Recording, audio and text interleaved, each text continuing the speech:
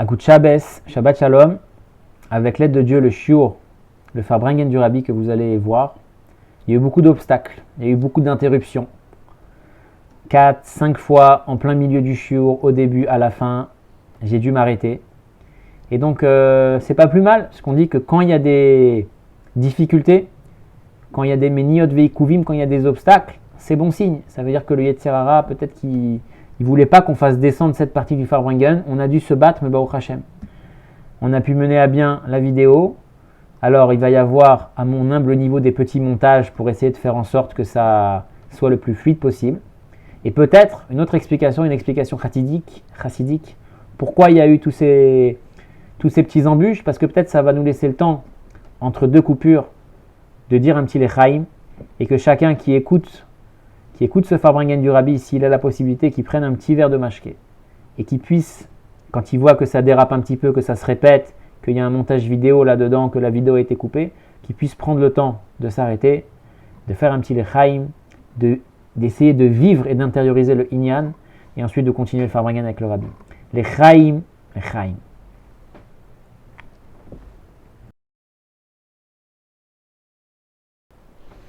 Agut Shabbos, Shabbat Shalom, avec l'aide de Dieu, on va continuer un petit peu le Farbrengen qu'on avait commencé à étudier la semaine dernière.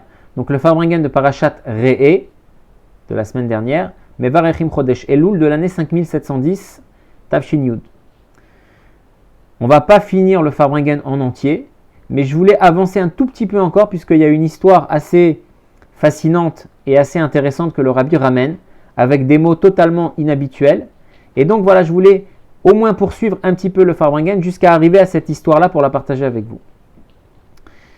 Alors, avant de commencer, on va faire un petit résumé de ce qu'on avait vu au début du Farbrengen. Le Rabbi nous parle que le mois d'Elul, c'est le mois du bilan.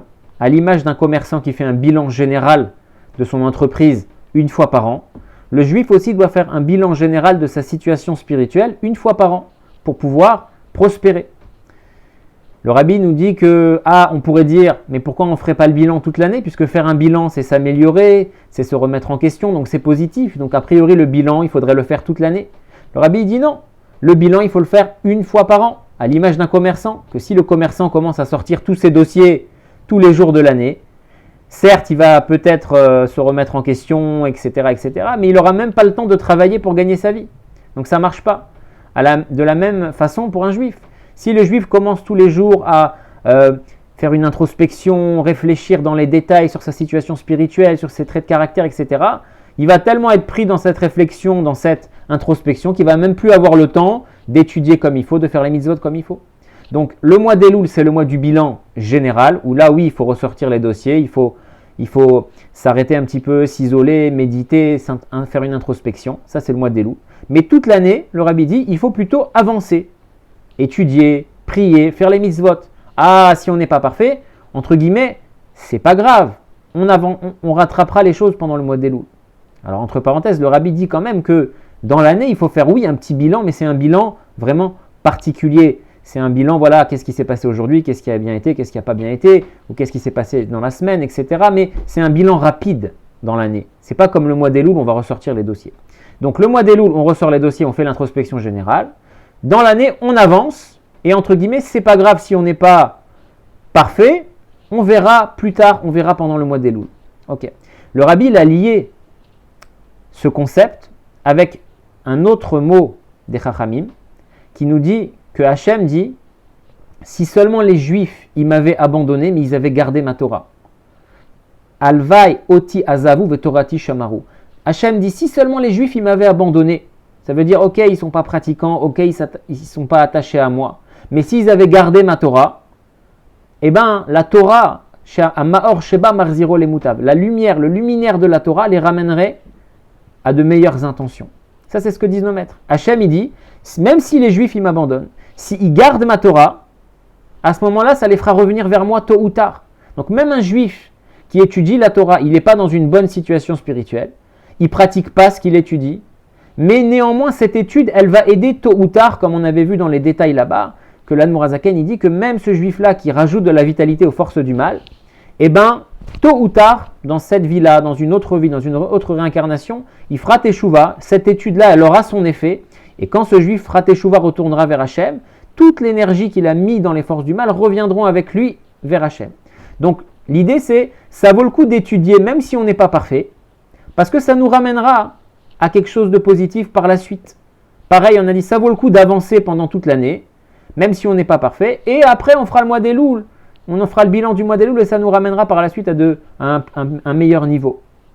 Donc ça c'est l'idée générale qu'on a vue, même si on n'est pas parfait, on avance, quoi qu'il arrive, et après, entre guillemets, on verra, tôt ou tard ça fonctionnera, tôt ou tard les choses iront dans le positif, même si au jour d'aujourd'hui on n'est pas parfait.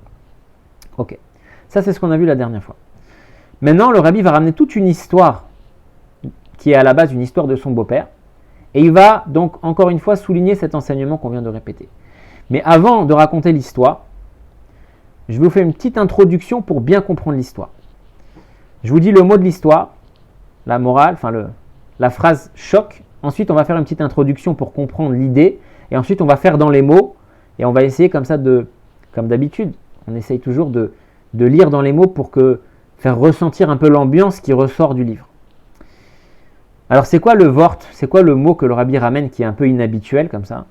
Le Rabbi dit comme ça que les chassidim Chabad, ils n'ont pas part ni au Olam Hazé, ni au Olam Haba. La vie des chassidim Chabad, ni dans ce monde-là, ni dans le monde futur, elle est bonne. Il dit les autres chassidim, des autres chassidoutes, les chassidés Pauline, eux ils ont oui Olam Haba et même Olam Hazé. Mais les chassidim Chabad, ils ont ni l'un ni l'autre. Ça c'est la phrase un peu choc de l'histoire qu'on va voir dans les mots. Avant de rentrer dans les mots, il faut introduire la chose, il faut introduire une autre chose.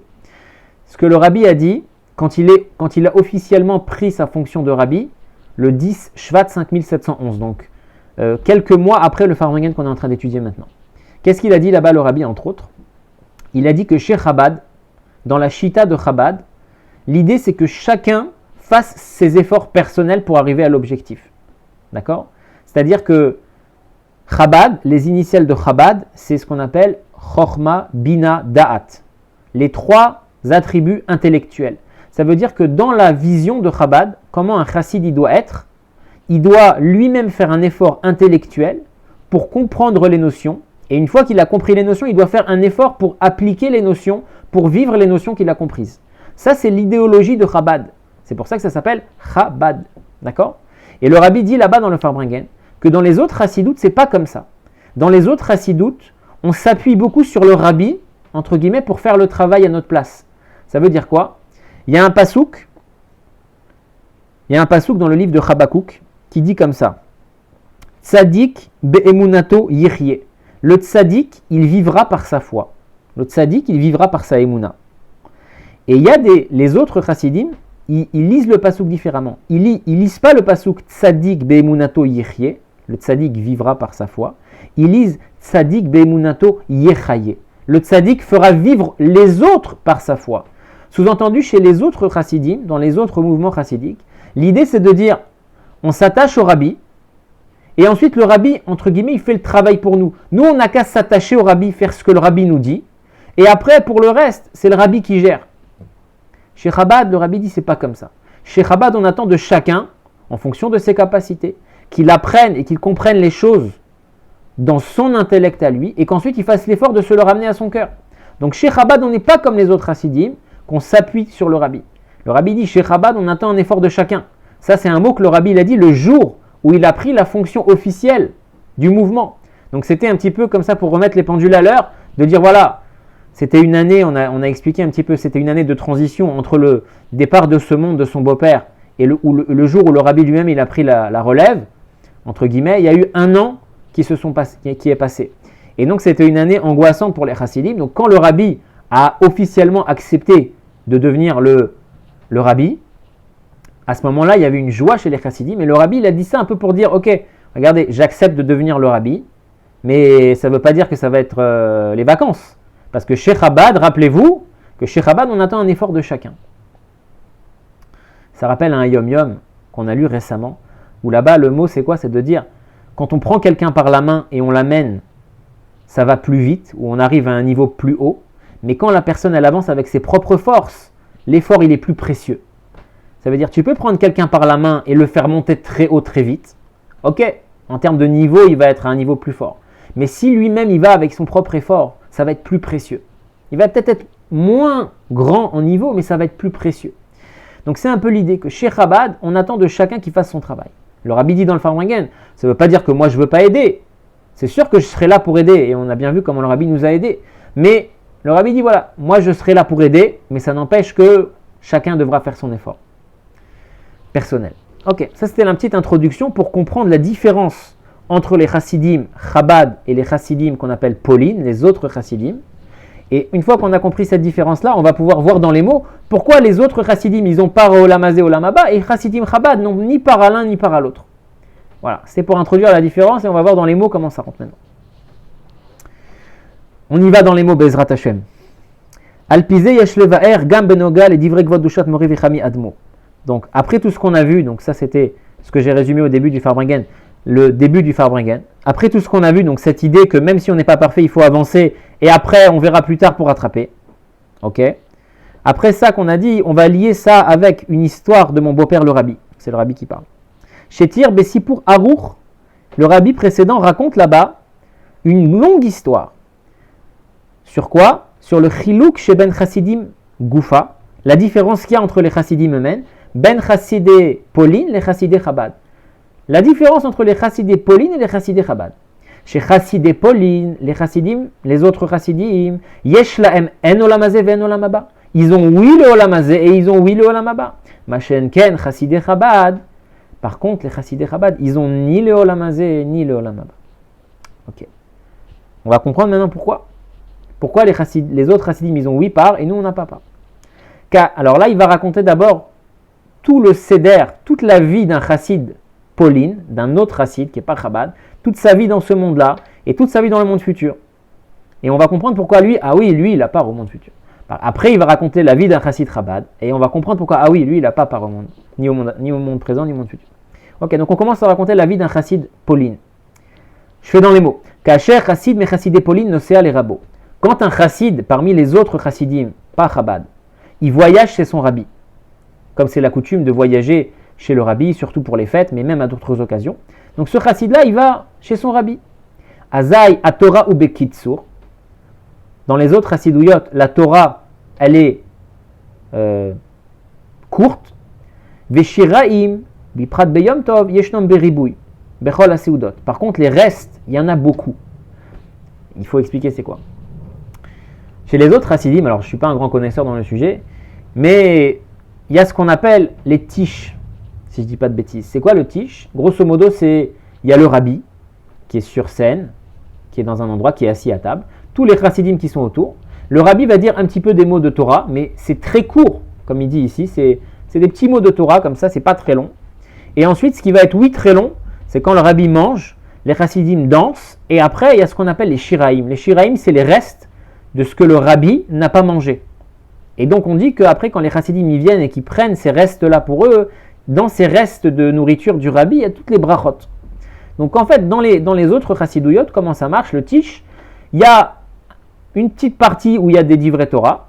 Donc c'est ce qu'il dit ici, la Torah elle est bekitsur, il n'y a pas beaucoup de divrei Torah. Et par contre, il y a une grande partie où il y a ce qu'on appelle les shiraim, ça veut dire il y a une seouda, les chassidim y dansent, et après, le rabbi laisse des restes, et les chassidim, ils prennent ces restes-là, et ils ont des brachot. Comme il dit comme ça, donc je reprends dans les mots. Donc chez les autres chassidim, Torah ibekitsu, la Torah elle est raccourcie. Veshiraim yeshno beribouy, les restes du rabbi du repas, il y en a beaucoup.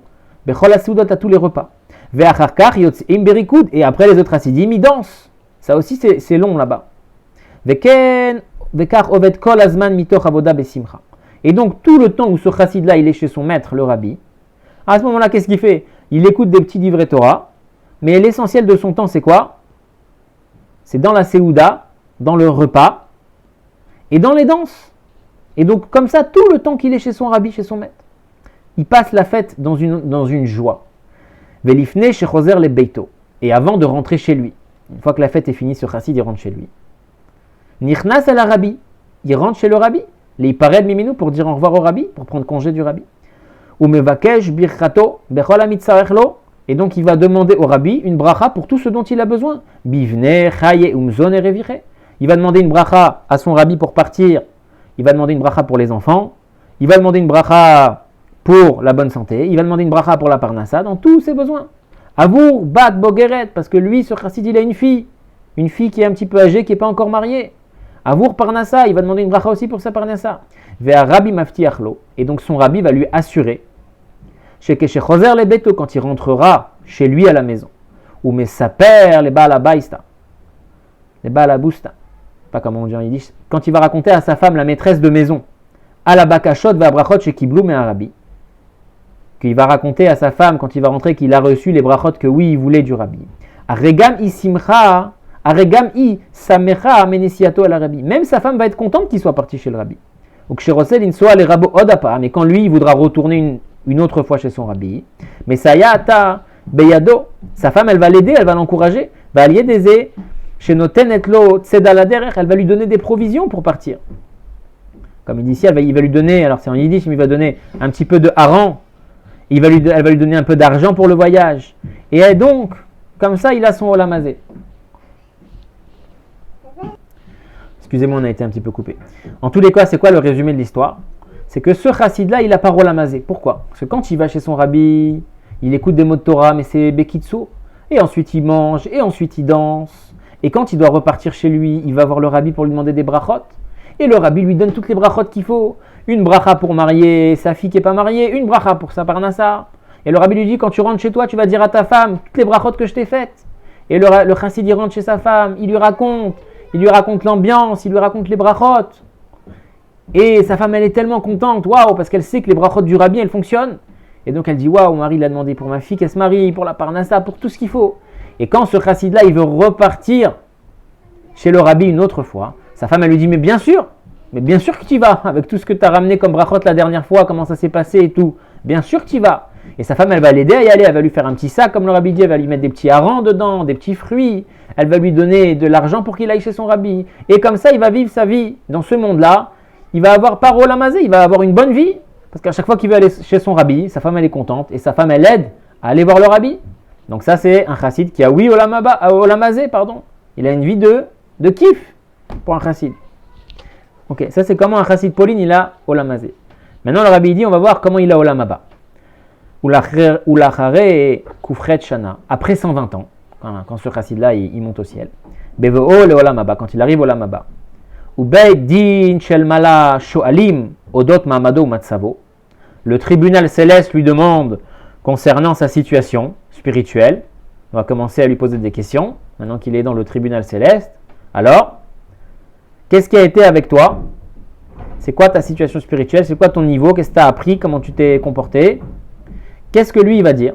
Yeshlo tshuva minamuchad. Lui, il a une réponse parfaite, ce chassid, qui n'est pas un chassid rabat. Il va dire quoi? Haïti chassid shel arabi sheli. J'étais chassid de mon rabbi.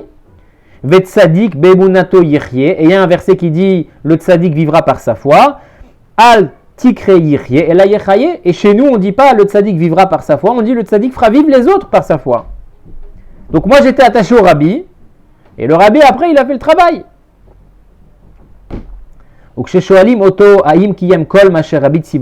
Après on lui dit ok, bon on comprend ta logique, est-ce que au moins tu as écouté tout ce que le rabbi t'a ordonné, tout ce que le rabbi t'a demandé de faire, ça t'a respecté ou pas?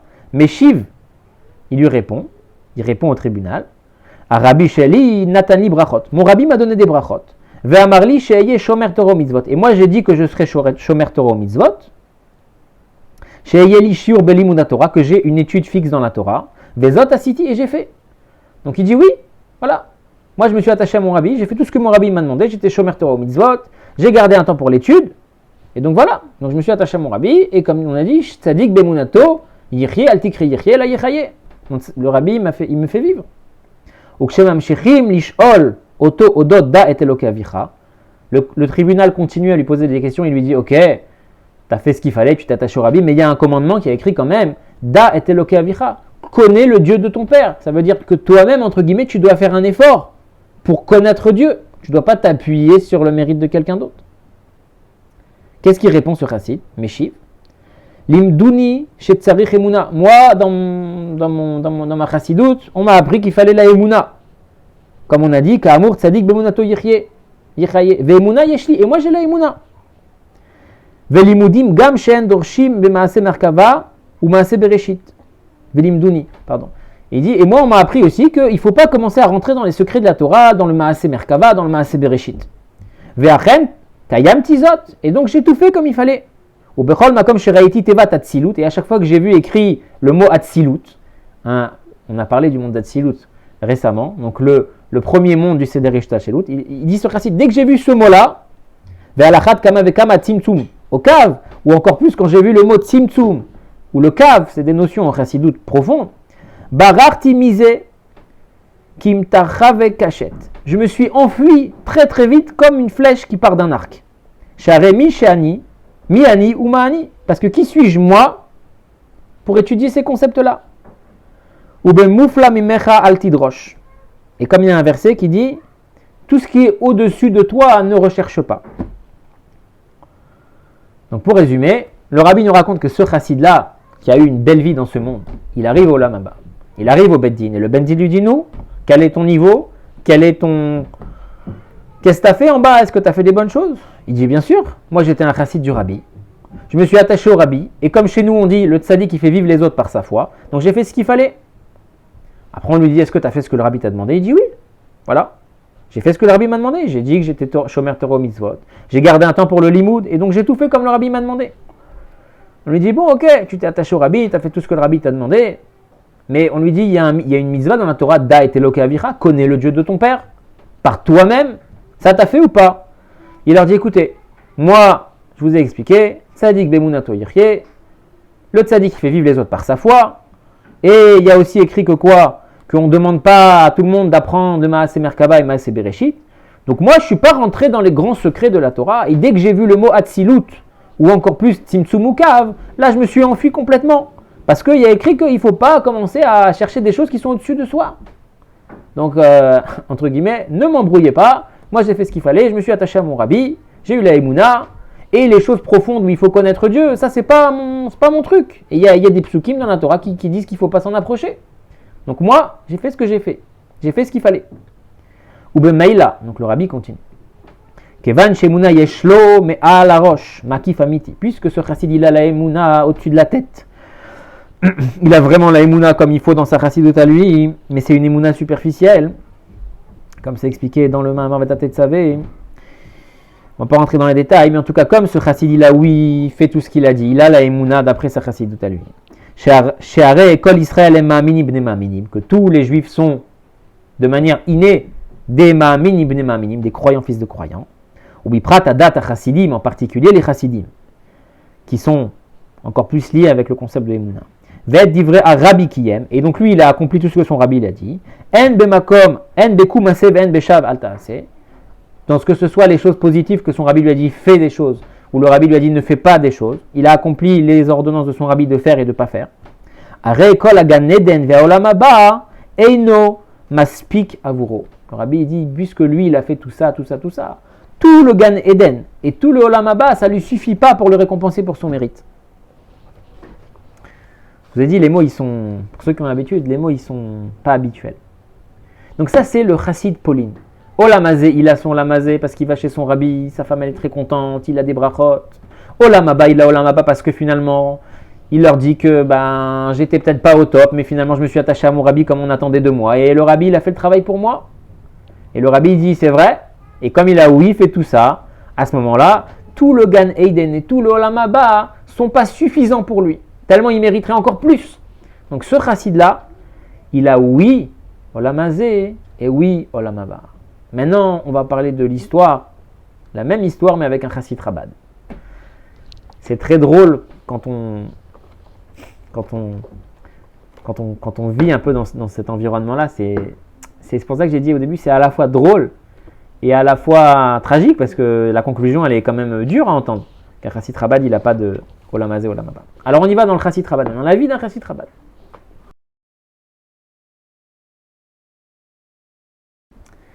Ok, donc on continue maintenant avec le côté chassid Chabad. Quel est le Olam Hazé d'un chassid Chabad? Ve'ilu chassid Chabad shenoseh el rabbi. Par contre, un chassid Chabad qui voyage, c'est le rabbi. Areu nitraf lishmiyat ha'ma'amar. Comme il dit entre parenthèses, Areu nitraf lo le kabbalat shiraim, le chassid Chabad, quand il va chez son rabbi, il ne va pas manger les restes du rabbi, il n'y a pas ça chez Chabad. Deman dechar shme, Qui c'est qui va rappeler son nom à lui? Qui c'est qui peut mériter, qui peut oser de prendre les restes du rabbi? Et là, l'ishmiat ma'amar, un chassid Chabad, pourquoi il va chez le rabbi? Pour écouter un ma'amar, un discours de chassidout profond. Velif amim, et des fois, mais rov a des chifout, tellement que ça pousse entre les chassidim, tellement qu'ils se poussent entre eux, tellement qu'il y a du monde. Kachelo lishmoa ou l'avinet ma'amar, c'est même difficile d'entendre et de comprendre le ma'amar. Donc déjà, le rabbi nous met le décor. Un chassid Chabad, quand il va chez son rabbi, la Torah, elle n'est pas bekitsour, elle est très très longue. C'est un ma'amar de chassidout, c'est très profond. Il n'y a pas le fait de prendre les restes du rabbi, il n'y a pas le fait de danser. C'est surtout quand on va chez son rabbi pour un chassid Chabad, le inyan, c'est d'écouter un ma'amar, un discours chassidique profond. Et des fois, tellement que ça pousse, on n'arrive même pas à entendre le ma'amar. Le rabbi ouvre une parenthèse. Si parli Yehudi Echad, il y a un juif qui m'a raconté, Olam Sher, un Olam Sher, je ne sais pas ce que ça veut dire, mais ça a l'air de dire que c'est un juif qui lui a raconté, ce juif-là, c'est pas un chassid Chabad. Il y a un juif qui lui a raconté au rabbi, Ma shenish ar bezichrono, ce qu'il avait en mémoire, mais à Shabbat shaya belubavitch, d'un Shabbat qu'il était à Lubavitch. Il y a un juif qui raconte au rabbi, voilà, je vous raconte mes souvenirs d'un Shabbat que j'ai passé à Lubavitch à l'époque. Dachafu oto kolkar, on l'a tellement poussé ce juif-là, Be'at amirat ma'amar, pendant le moment du ma'amar, chez Yadarak akushia ala pasuk shibetrilat ma'amar. Il avait à peine entendu le pauvre, la question qu'on pose au début du ma'amar. Souvent un ma'amar c'est quoi? On ramène un pasuk, un mot de nos chachamim, n'importe, et après le rabbi pose une question ou plusieurs questions, après il y a un long développement, et après à la fin il y a une réponse. Mais ce juif-là qui était à Lubavitch, qui n'avait pas l'habitude du monde de Chabad, parce que ce n'était pas un chassid Chabad, il arrive à Lubavitch, il se conditionne pour écouter le ma'amar, mais tellement que ça poussait, il n'a pu entendre que le début du ma'amar, la question du ma'amar. Ni il a entendu le développement, ni il a entendu la réponse. Ok. Et panim ma'amar lo evin. Le contenu du ma'amar, il n'a pas compris. Velikrat atirut vesiu ma'amar. Et même la fin du ma'amar, il n'a pas pu comprendre. Parce qu'il ramène dans les crochets que tellement que les chassidim, ils l'avaient poussé, comme il dit le rabbi, kanir e yadeu mi'u. Les autres chassidim, c'est un mot d'humour, mais les autres chassidim, ils ont vu qui c'était celui-là, genre que c'était pas un chassid Chabad comme eux. Velachen, et donc, comme ils ont vu ça, dechafu beofen shel idur mitzvah. Ils l'ont poussé avec l'embellissement de la mitzvah. Ça veut dire comme les autres chassidim Chabad qui étaient sur place, ils ont vu que ce juif-là, c'était pas un chassid. Ils l'ont poussé un peu plus que les autres. Donc il a été vraiment poussé, compressé. Donc ni il a compris le développement du ma'amar, ni il a compris la réponse du ma'amar. Il a juste entendu la question. Donc déjà, c'est un Shabbat difficile. Shabbat matin difficile. L'ithom machéou, est-ce qu'il a pu goûter quelque chose?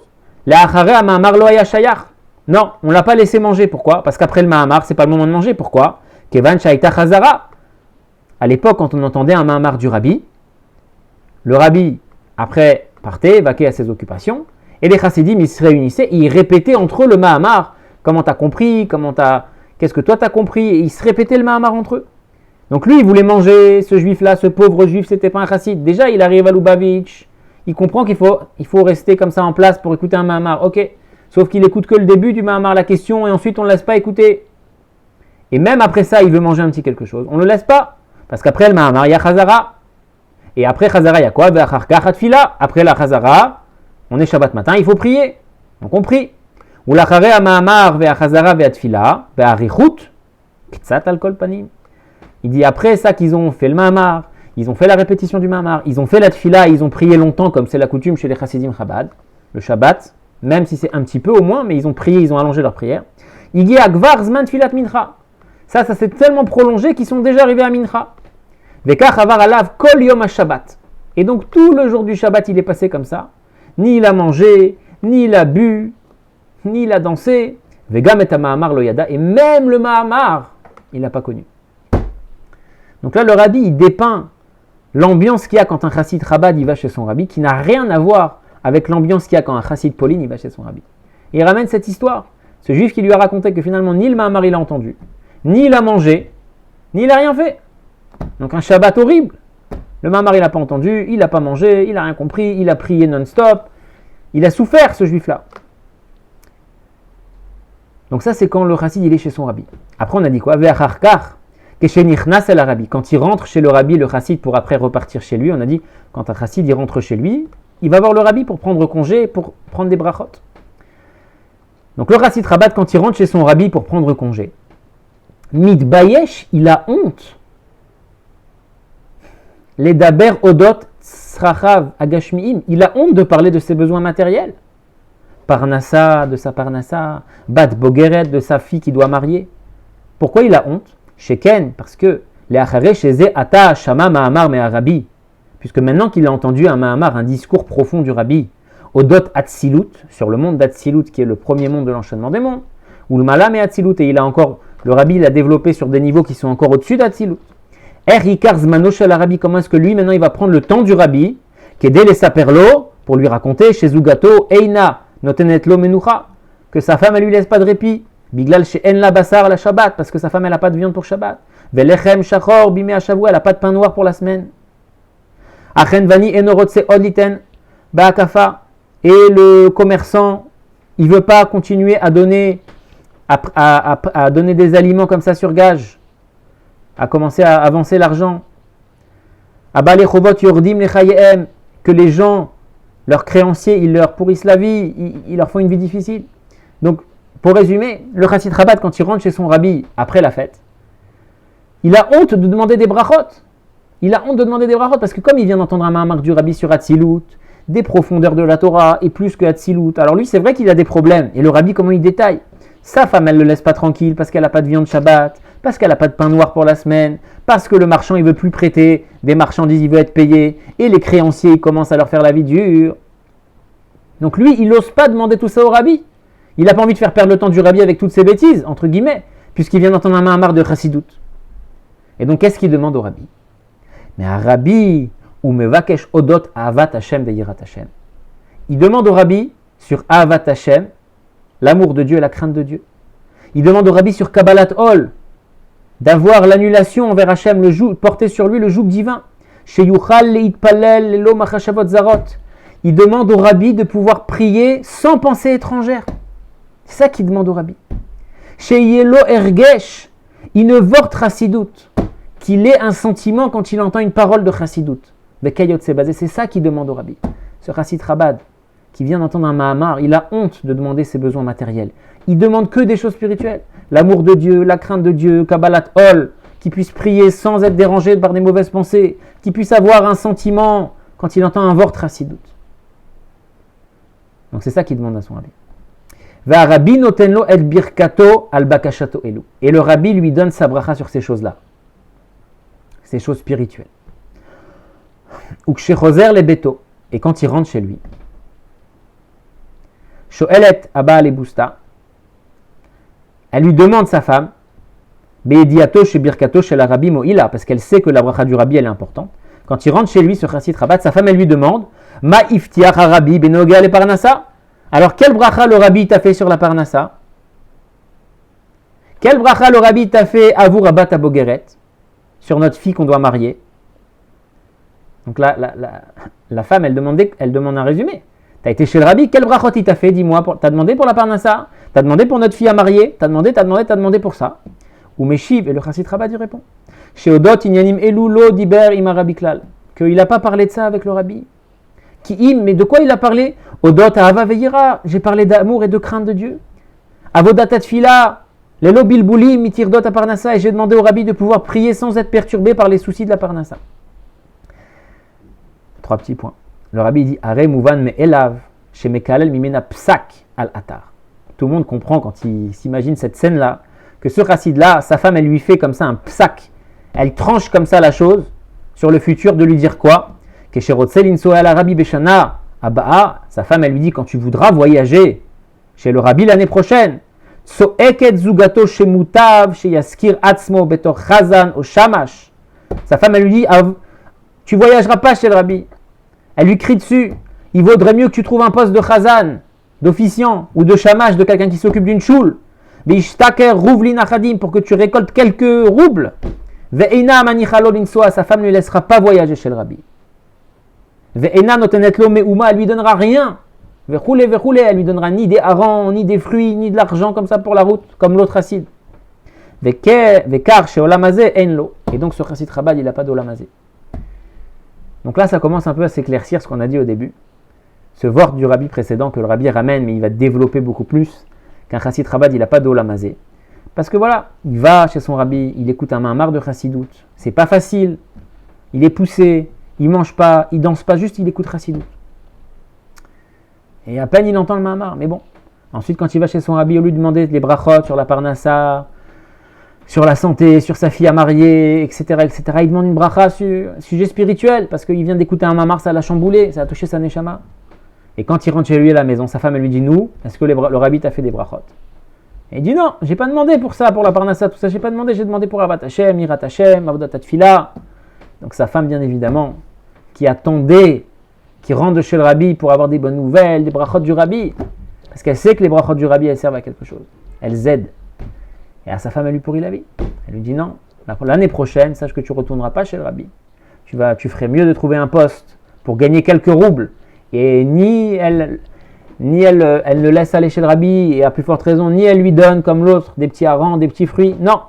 Et donc le rabbi dit, Vekar chez Olamazé enlo. Donc il n'a pas d'Olamazé.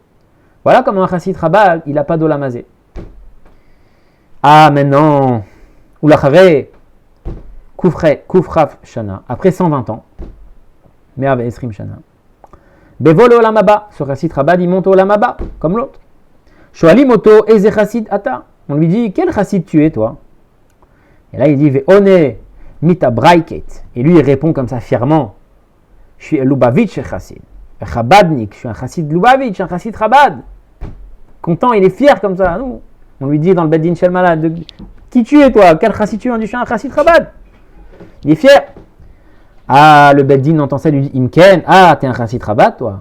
Mamshichi, l'ishol Oto, il continue à lui dire, ah, Yodea inecha ma arachetevot bechabad. On lui dit dans le Beddin Shel Mala, t'es un chassid Chabad. Tu sais c'est quoi les initiales de Chabad? Et lui il répond, Meshiv, Bevada, bien sûr que je sais. Chochma bina da'at. Les initiales de Chabad c'est Chochma bina da'at. Comme on a dit tout à l'heure. Ou Mao apirouche basé. Et on lui dit c'est quoi Chochma bina da'at? Et lui il répond, ou on lui dit plutôt, Shelo maspik emuna bilvad. Chochma binadat, ça veut dire quoi, comme on a dit au début? Chochma binadat, ça veut dire que la emuna, ça suffit pas. Tu peux pas t'appuyer sur la emuna du tzaddik, du rabbi pour te faire vivre. Chochma binadat, ça veut dire que chacun, il doit faire l'effort de lui-même, de comprendre et d'intérioriser. Donc il lui dit, toi, t'es chassid Chabad. Tu sais c'est quoi Chabad? Ouais. Chochma binadat. C'est quoi Chochma binadat? Shelo maspik emuna bilvad, la emuna suffit pas. Chez Ibi Prinat Makif, parce que la Emouna c'est Prinat Makif, c'est superficiel. Et là, Tsarich Liot Gam Yedi Ave Asaga. Chez Chabad, on veut que la personne y comprenne la chose, que ça rentre en profondeur. Ça reste pas juste une Emouna théorique, entre guillemets. Comme on a dit, Da et Eloke Avicha, connais le Dieu de ton père. Pnimiut, be Pnimiut Davka. Donc ça, c'est Chabad. Imken, et donc, comme lui, il a dit, c'est un chassid Chabad. Omrim Lo, le Beddin lui dit, Abba nifran et yediatecha. Ok, donc tu as un chassid Chabad. Donc toi, la chita de ta chassidoute, c'est que chacun il doit connaître de lui-même les choses. Ouais, donc tu dois avoir un certain niveau normalement, c'est un chassid Chabad. Alors elle lui dit, le Beddin Shel Mala, maintenant vas-y, on va t'interroger. On va connaître tes connaissances, comme ça, un petit contrôle. Surprise. Un petit contrôle surprise quand il monte au Lamava. Et donc là, j'essaie de lire en yiddish, mais il dit, Vort bitter. Ça veut dire, Veshotek. Le chassid, il commence à être amer. Il commence à se taire, il commence à comprendre que, oulala, lui, quand on lui a dit t'es un chassid de quoi, il était comme ça, très fier de dire je suis un chassid Chabad. Maintenant on commence à lui dire ah, chassid Chabad, nanana, on va t'interroger, aïe aïe aïe, là il commence à se taire. Shotek. Shoalinoto, on lui dit, on voit que il rabaisse son caquet si on peut dire, on voit qu'il baisse la tête, qu'il se tait, donc le Beddin Shel Mala comprend que bon, peut-être qu'il n'a pas le niveau qu'il faudrait. Alors le Beddin lui dit peut-être, lui tend la perche. Shoalinoto, le Beddin lui demande, ou là, il y a Rabbi Lo limdecha. Peut-être le Rabbi t'a pas appris. Nous, on veut te poser des questions de profondeur dans la Torah, dans la Chassidoute. Parce que chez Chabad, chacun doit apprendre de lui-même. On ne doit pas s'appuyer que sur le Rabbi. Alors le Beddin lui dit, peut-être le Rabbi t'a pas appris. Peut-être c'est pas de ta faute en fait. L'otava mimecha. Peut-être le Rabbi t'a pas enseigné. Il a rien attendu de toi de particulier. Et donc, t'as pas appris, mais c'est pas vraiment de ta faute peut-être. On essaie de lui trouver les circonstances atténuantes à ce chassid. Mais le chassid, il répond au Meshiv. Chassid il répond non, c'est pas vrai. Arabi lamdeni vetava mimeni. Le rabbi m'a appris Et en plus, il a demandé des choses de moi. Ça veut dire qu'il ne m'a pas lâché, il a essayé de vraiment me faire que je vais être un bon chassid Chabad. C'est pas à cause du rabbi, quoi, c'est à cause de moi. Shamati Mahamar Echad, le chassid dit j'ai entendu un Mahamar. Ve'od Mahamar, et encore un Mahamar. Ve'od Mahamar, et encore un Mahamar. Ve'gam Keshelo Ayali Avour Otsaot Aderer. Et même quand j'avais pas l'argent nécessaire pour faire le voyage, pour voyager chez le rabbi, entendre le Mahamar du rabbi. Ve'leler Raglé. Raglé Lo Yachalti. Et je pouvais pas aller à pied chez le rabbi. Même dans ces situations-là, où je pouvais pas être présent physiquement chez le rabbi, et donc j'entendais pas le Mahamar du rabbi. Ouais. Qu'est-ce qu'il dit? Shalach Elaya Rabbi et Mahamar Birtav. Le rabbi prenait le soin de m'envoyer son Mahamar par écrit pour que je l'étudie. Donc le Bedin lui dit peut-être c'est pas ta faute, tu connais pas, c'est pas ta faute. Il dit non, c'est pas de la faute de mon rabbi, c'est de ma faute. Le rabbi m'a pris, le rabbi m'a demandé de travailler sur moi, et même quand je pouvais pas aller chez le rabbi, j'avais pas les moyens, je pouvais pas aller à pied, le rabbi se souciait de m'envoyer le Mahamar chez moi. À l'écrit, pour que même si je me déplace pas, j'ai le Mahamar, donc j'ai aucune excuse que je connais pas Chassidout. Et donc, Meila, Matrila, Chakira, Bedrisha, donc là on commence à voir que, ok, donc en fait, tu n'as aucune excuse, toi. Tu as un Chassid Chabad, mais tu connais pas. Et ton rabbi, il a tout fait pour toi. Et donc on lui dit, il t'achen, comment c'est possible? Avec tout ce que le rabbi il a investi en toi, tous ces Mahamar que le rabbi t'a dit, qui t'a expliqué, qui t'a envoyé, il t'achen. Comment c'est possible que tu sois à ce niveau-là? Ou Mouvan Melav, Mana, c'est Sof Adavar. Et le rabbi dit, on comprend comment se finit l'histoire. Ça veut dire, voilà, on fait le parallèle avec l'autre histoire de l'autre Chassid Pauline, que lui il a dit, voilà, écoute, moi je suis attaché à mon rabbi, le rabbi Tzadik Bemunato Yechi al Tikre Yechi la Yechaye, le rabbi il prend sur lui la responsabilité, moi j'ai fait ce que le rabbi m'a demandé, c'est où? Et quand on lui dit, est-ce que tu connais des choses par toi-même? Il dit, non, écoutez, il y a des psukim qui disent que voilà, il ne faut pas chercher ce qui est plus grand que nous, moi j'ai jamais mis la tête là-dedans, et quand je voyais des choses comme ça, je m'enfuyais en courant et c'est tout. J'ai jamais cherché à comprendre en profondeur la divinité. C'est pas ma chita. Ça marche pour un chassid Pauline, mais chez un chassid Chabad, comme on a introduit au début, ça marche pas. Parce que toute la chita de Chabad, comme le rabbi il a dit, encore une fois, Yudjvat, Tafshin Yudalef, toute la chita de Chabad, c'est Avoda Bekoach Atzmo, que chacun il doit faire son effort personnel. Le rabbi il aide, comme on a vu, le rabbi il aide, le rabbi dit le Mahamar, le rabbi il attend de toi des choses, le rabbi t'envoie le Mahamar quand tu peux pas te déplacer. Mais après, à toi de faire le travail. Donc comme le rabbi dit, Mouvan Melav Mana c'est Sof Adavar. Et on comprend la fin de l'histoire, ça veut dire il a ni Olamazé et même Olamaba, ça va être compliqué. Donc ça c'est l'histoire. J'ai essayé de la vivre déjà et de vous la faire vivre. C'est Kedaï pour ceux qui peuvent la faire dans les mots de vraiment, surtout ceux qui comprennent le Yiddish, à plus forte raison de vivre encore plus la scène. Mais on voit comment le rabbi d'une histoire comme ça, d'un mot comme ça de son beau-père, on dirait que le rabbi il était présent comme ça comme si le rabbi il est à côté du chassid, même le chassid Pauline, chassid Chabad, on dirait que le rabbi il est à côté, il raconte comme une histoire simple, qu'est-ce qui se passe dans le Beddin d'en haut, voilà. J'ai essayé de lire dans les mots pour vous faire ressentir un peu l'idée, mais des mots qu'on n'a pas l'habitude d'entendre chez le rabbi, donc cette histoire-là, qu'un chassid Chabad il a ni Olamazé ni Olamaba. Le rabbi continue l'enseignement de tout ça. Et donc le rabbi, donc là l'histoire est finie, et là maintenant le rabbi parle sur cette histoire. Vekan Nishelet Hashela. Avec cette histoire, on peut se poser la question. En emet shekedai amachov bishbil adat. Le rabbi dit, c'est vrai que ça vaut la peine de souffrir pour apprendre des choses, pour connaître. Comme il ramène ici un passouk de Kohelet, Yosif da'at, Yosif machov. Celui qui rajoute de la connaissance, il rajoute de la souffrance. Okay. Donc la souffrance pour la connaissance, ça vaut le coup. Aval, mais par contre, Maya toelet b'machov she'en da'at. C'est quoi la peine? Ça ne vaut pas la peine de souffrir pour ne pas avoir de connaissances à la fin. Comme on a vu, ou Benidon Didan en ce qui nous concerne, Kevan Shebenko Benko Lo Lomnim Chassidut Kedebae, puisque de cette manière ou d'une autre, on n'apprend pas Chassidut comme il faut, alors ça sert à quoi de souffrir? Comme on avait vu au début du Farbingen, que quand on prend conscience de tout ça, on peut tomber en désespoir. On dit si, déjà, je ne suis pas comme il faut, alors ça sert à quoi de faire tout ça? Ça veut dire, il dit, ça vaut le coup de souffrir pour avoir le da'at, pour avoir la connaissance. Mais de ce qu'on vient de voir, à la fois le chassid Chabad, il n'a pas la connaissance, puisque quand on l'interroge en haut, il ne sait pas quoi dire. Et à la fois, il a la souffrance, parce que dans Olamazé, il a la souffrance. Donc souffrir pour avoir la connaissance, ok, je veux bien. Mais ne pas avoir la connaissance et souffrir quand même, il ne faut pas être fou. Ça veut dire qu'un chassid qui se voit comme ça, de son niveau à lui, qui est bas, qui est grossier, c'est-à-dire si déjà avec tout ce que je fais, je suis bas et je suis grossier, si déjà avec tout ce que je fais, je souffre dans ce monde, et qu'en plus j'aurai pas le date, en plus j'aurai pas le monde futur, à quoi ça sert? Si déjà on n'étudie pas Chassidut comme il faut, Benkar ou Benkar, l'olomdim Chassidut qui devait. Si déjà comme ça ou comme ça on n'étudie pas Chassidut comme il faut, alors à ce moment-là autant être tranquille, autant tout arrêter. C'est-à-dire cette histoire elle est dure. On fait tout ça et avec tout ce qu'on fait, le peu qu'on fait avec tout ce qu'on fait, à la fin ça passe pas. Et donc le rabbi dit quoi? Amane lazé. C'est quoi la réponse? Que chacun il doit faire comme il peut, au maximum de ses capacités. Ve'az mesaye imlo, et ensuite on l'aidera. Milmala d'en haut, Hachem l'aidera. Chez Sof Yagi ala mitat à Inyan. À la fin, il arrivera à la plénitude du Inyan. C'est ce qu'on a dit au début. Tout le mot de dire qu'un juif, même s'il n'est pas pratiquant, qu'il étudie la Torah, à la fin, la Torah le pénétrera et à la fin, il reviendra vers Hachem, tôt ou tard. Pareil ici, un chassid Chabad, ok, il se dit Chabad, il est peut-être pas comme il faut, il étudie pas comme il faut, il connaît pas comme il faut, il fait pas une avoda personnelle comme il faut. Alors il pourrait se dire, si déjà ça va pas, alors autant tout arrêter.